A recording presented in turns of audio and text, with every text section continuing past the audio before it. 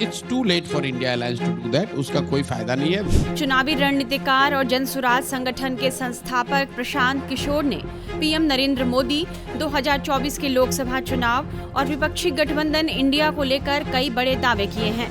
चुनावी मौसम में प्रशांत किशोर ने टाइम्स नाउ के group editor in chief Navika Kumar के साथ एक खास इंटरव्यू में राजनीति के विभिन्न मुद्दों पर चर्चा की।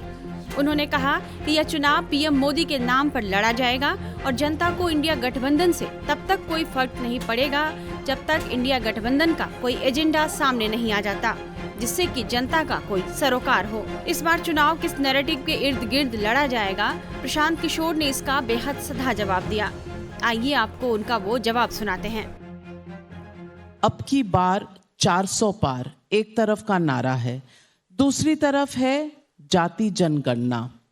नैरेटिव कौन सा ज्यादा पावरफुल है और आपको अगले 8 हफ्तों में क्या होता नजर आ रहा है? नहीं, अगले 8 हफ्तों में क्या होगा इसका अनुमान लगा पाना तो मुश्किल है। जातीय जनगणना तो निश्चित तौर पर नैरेटिव नहीं है।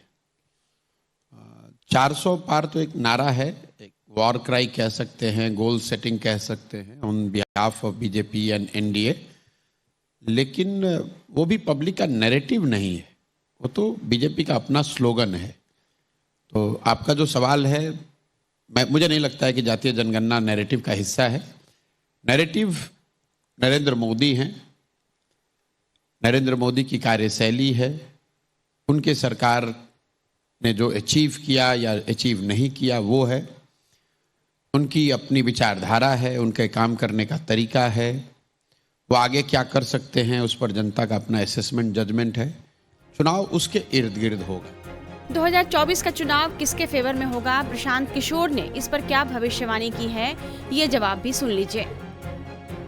साथ आकर वोट ना कटे और एक यूनाइटेड ऑपोजिशन मोदी और बीजेपी को चैलेंज कर सके, इस पर कुछ it's too late for India alliance to do that. उसका कोई फायदा नहीं है। What those who are opposed to BJP, I will say you must not get swayed away with this idea कि अब मोदी जीत गए तो इसके बाद there is no tomorrow.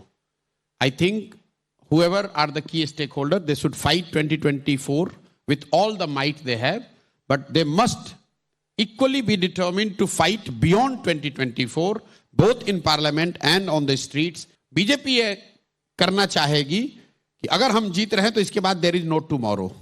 ऐसा नहीं है कि अगर कल मोदी जी जीत जाएंगे तो देश की समस्याएं खत्म हो जाएंगी ओवरनाइट। समझ नहीं आ रहा, ऐसा नहीं है। क्या चाह रहे हैं? कहना ये चाह रहे हैं कि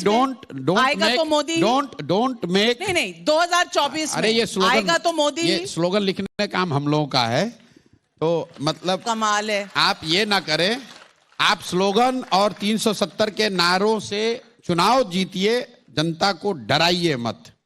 बीजेपी ये चाहती है कि सब लोग ये मान लें कि भैया अब कोई डिसेंट नहीं है, कोई प्रॉब्लम नहीं है, नाउ वी गिव अप। तो आप सोच रहे हैं बीजेपी ने ऐसा सोचा है कि अरे रोज कह रहे हैं। अब पार्लियामेंट में खड़े होकर प्राइम मिनिस्टर ने कहा कि भैया अभी से तैयार हो जाओ बड़े निर्णयों के।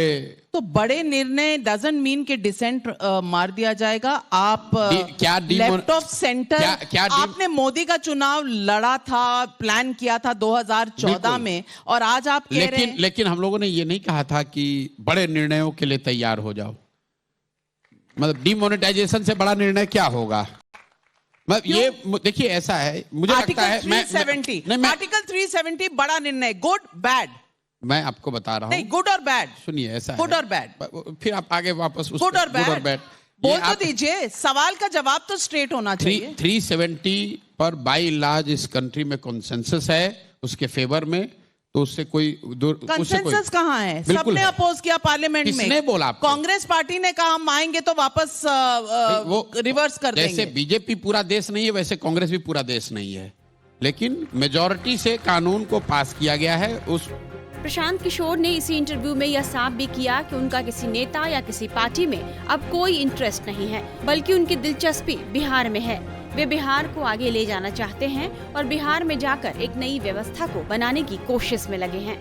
टाइम्स नाउ नवभारत डिजिटल की रिपोर्ट।